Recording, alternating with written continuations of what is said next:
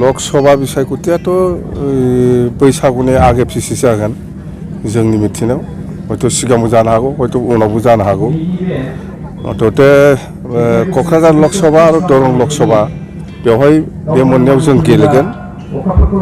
रावजोंबो एलायन्स खालामाबालानो आरो दिनैनि दिनाव जोंनि बिपिएफ हान्जानि पजिसना 1 नाम्बाराव दं मोननै समस्थियावबो देरहागोना बेसेबां रोखा माने 100% मोननैबो समस्थियाव जोंथ' बे क'क्राझार लकसभायाव इउपिपिएल थाबाय बिजेपि इउपिपिएल एलायन्स आरो बिपिएफ आरो कंग्रेसआथ' एसेबां खामानि होनाय नङा माबायाव जोंनि फाइदा क'क्राझार लकसभायाव एनडिए एलायन्सजों जुद्ध जागोन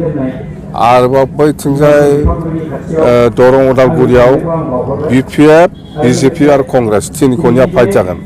आरो बेवहाय जोंनो 1 नाम्बार बे उनाव जागोनबा बेखौ रायज्लायगोन दा सम नङा 3 बिजाथि ओंखारदों दरं उदालगुरियाव 7 बिजाथि ओंखारदों सासेल'सो मोनगोन क'क्राझाराव सासे मोनगोन उदालगुरियाव सासे मोनगोन बेखौ जोङो दाबो फाइनाल खालामथ'वाखै हयथ' बिग्राफोर आरो ओंखारबावनोबो हागौ सेकेन्ड उइकआव दे